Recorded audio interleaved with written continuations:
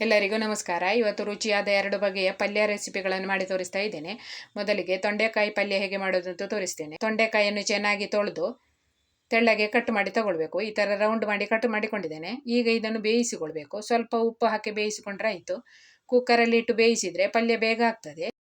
1 ಮುಷ್ಟಿ ಆಗುವಷ್ಟು ಗೋಡಂಬಿಯನ್ನು ಕೂಡ ನೆನೆಸಿಡಬೇಕು. ನಿಮ್ಮ ಹತ್ರ ಹಸಿ ಗೋಡಂಬಿ ಇದ್ದರೆ ಅದನ್ನು ಹಾಕ್ಕೊಳ್ಳಿಕ್ಕೆ ಆಗ್ತದೆ. ನಾನಿಲ್ಲಿ ಒಣ ಗೋಡಂಬಿಯನ್ನು ಸ್ವಲ್ಪ ನೀರಿನಲ್ಲಿ ಹಾಕಿ ನೆನೆಸಿಟ್ಕೊಳ್ತೇನೆ. ಈಗ ಒಲೆ ಮೇಲೆ ಒಂದು ಬಾಣಲೆ ಇಟ್ಟು 1 ಚಮಚ ಎಣ್ಣೆ ಹಾಕ್ಕೊಳ್ಬೇಕು. ಅದರಲ್ಲಿ 2 ಒಣಮೆಣಸನ್ನು ಹಾಕ್ಕೊಂಡು ಹುರಿಬೇಕು. ಹಸಿಮೆಣಸು ಕೂಡ ಹಾಕೋದುಂಟು, ಹಾಗಾಗಿ 2 ಒಣಮೆಣಸು ಸಾಕಾಗ್ತದೆ.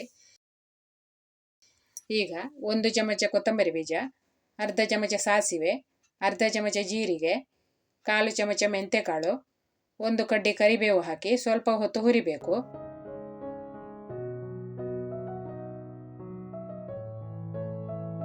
ಸ್ವಲ್ಪ ಮಸಾಲೆಗಳನ್ನು ಹುರಿದಾದ್ಮೇಲೆ 2 ಚಮಚ ಆಗುವಷ್ಟು ತೆಂಗಿನ ತುರಿಯನ್ನು ಹಾಕ್ಕೊಳ್ಬೇಕು. ತೆಂಗಿನ ತುರಿ ಸ್ವಲ್ಪ ಡ್ರೈ ಆಗುವ ತನಕ ಹುರಿಬೇಕು.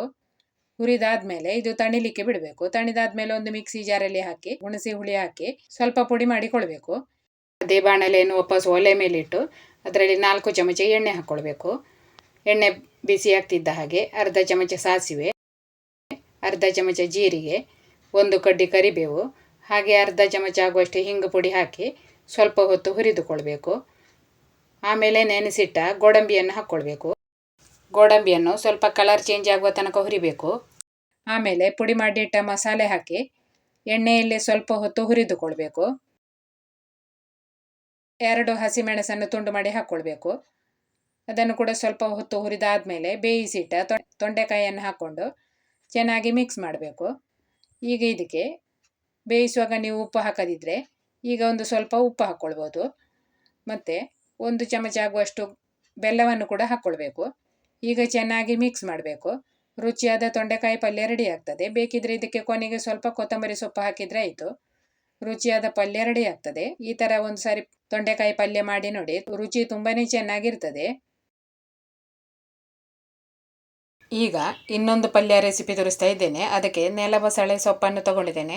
ನೆಲಬಸಳೆ ಸೊಪ್ಪನ್ನು ಚೆನ್ನಾಗಿ ತೊಳೆದು ಸಣ್ಣಗೆ ಕಟ್ ಮಾಡಿ ತಗೊಳ್ಬೇಕು. ನೆಲಬಸಳೆ ಸೊಪ್ಪಿನ ದಂಟು ಎಲೆ ಎಲ್ಲ ಸಣ್ಣಗೆ ಕಟ್ ಮಾಡಿ ತಗೊಳ್ಬೇಕು. ಈಗ 1/4 ಕಪ್ ಆಗುವಷ್ಟು ಹೆಸರು ಬೇಳೆಯನ್ನು ಸ್ವಲ್ಪ ನೀರು ಹಾಕಿ ನೆನೆಸಿಡಬೇಕು. 10 ನಿಮಿಷ ನೆನೆಸಿಟ್ರೆ ಸಾಕಾಗ್ತದೆ. ಈಗ ಒಲೆ ಮೇಲೆ ಬಾಣಲೆ ಇಟ್ಟು ಅದರಲ್ಲಿ 4 ಚಮಚ ಎಣ್ಣೆಯನ್ನು ಹಾಕ್ಕೊಳ್ಬೇಕು. ಅದರಲ್ಲಿ 1 ಚಮಚ ಸಾಸಿವೆ ಹಾಗೆ 1 ಕಡ್ಡಿ ಕರಿಬೇವನ್ನು ಹಾಕಿ ಸ್ವಲ್ಪ ಹುರಿದುಕೊಳ್ಬೇಕು. ಸಾಸಿವೆ ಚೆನ್ನಾಗಿ ಸಿಡಿದ ಮೇಲೆ ಖಾರಕ್ಕೆ ತಕ್ಕ ಹಾಗೆ ಹಸಿಮೆಣಸು ಮತ್ತು 1 ಒಣಮೆಣಸನ್ನು ಕಟ್ ಮಾಡಿ ಹಾಕ್ಕೊಳ್ಬೇಕು. ಈಗ ಮೆಣಸನ್ನು ಸ್ವಲ್ಪ ಹೊತ್ತು ಎಣ್ಣೆಯಲ್ಲಿ ಹುರಿಬೇಕು. ಹುರಿದಾದ್ಮೇಲೆ 1 ಈರುಳ್ಳಿಯನ್ನು ಸಣ್ಣಗೆ ಕಟ್ ಮಾಡಿ ಹಾಕ್ಕೊಳ್ಬೇಕು. ಈರುಳ್ಳಿಯನ್ನು ಕೂಡ ಸ್ವಲ್ಪ ಮೆತ್ತಗಾಗುವ ತನಕ ಹುರಿಬೇಕು. ಈರುಳ್ಳಿಯ ಸ್ವಲ್ಪ ಕಲರ್ ಚೇಂಜ್ ಆಗಬೇಕು. ಜಾಸ್ತಿ ಕೆಂಪಾಗಿ ಹುರಿಬೇಕಾಗಿಲ್ಲ. 5 ರಿಂದ 6 ಬೆಳ್ಳುಳ್ಳಿಯನ್ನು ಸಿಪ್ಪೆ ತೆಗೆದು ಸ್ವಲ್ಪ ಜಜ್ಜಿ ಹಾಕ್ಕೊಳ್ಬೇಕು. ಅದನ್ನು ಎಣ್ಣೆಯಲ್ಲಿ ಒಂದು ಸ್ವಲ್ಪ ಹೊತ್ತು ಹುರಿದಾದ್ಮೇಲೆ 1/4 ಚಮಚ ಆಗುವಷ್ಟು ಅರಿಶಿನ ಪುಡಿ ಹಾಕ್ಕೊಳ್ಬೇಕು. ಅರ್ಧ ಚಮಚ ಆಗುವಷ್ಟು ಜೀರಿಗೆ ಪುಡಿ, ಅರ್ಧ ಚಮಚ ಆಗುವಷ್ಟು ಕೊತ್ತಂಬರಿ ಪುಡಿಯನ್ನು ಹಾಕ್ಕೊಳ್ಬೇಕು. ಈಗ ಇದನ್ನು ಎಣ್ಣೆಯಲ್ಲಿ ಸ್ವಲ್ಪ ಹೊತ್ತು ಹುರಿದುಕೊಳ್ಬೇಕು.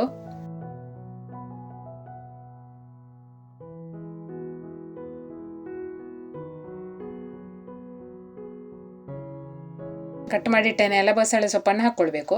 ಹಾಗೆ ನೆನೆಸಿಟ್ಟ ಹೆಸರು ಬೇಳೆಯನ್ನು ಕೂಡ ಹಾಕ್ಕೊಂಡು ಚೆನ್ನಾಗಿ ಮಿಕ್ಸ್ ಮಾಡಿ ನೀರು ಹಾಕದೆ ಇದನ್ನು ಬೇಯಿಸಿಕೊಳ್ಬೇಕು.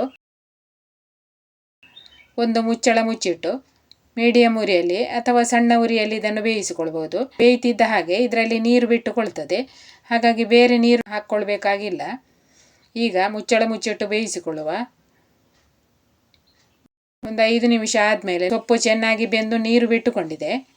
ಈಗ ಒಂದು ಸಾರಿ ಚೆನ್ನಾಗಿ ಮಿಕ್ಸ್ ಮಾಡಿಕೊಳ್ಬೇಕು. ಹಾಗೆ 1 ಸಣ್ಣ ತುಂಡು ಬೆಲ್ಲ ಮತ್ತು 1/4 ಕಪ್ ಆಗುವಷ್ಟು ತೆಂಗಿನ ತುರಿಯನ್ನು ಹಾಕಿ ಚೆನ್ನಾಗಿ ಮಿಕ್ಸ್ ಮಾಡಿಕೊಳ್ಬೇಕು.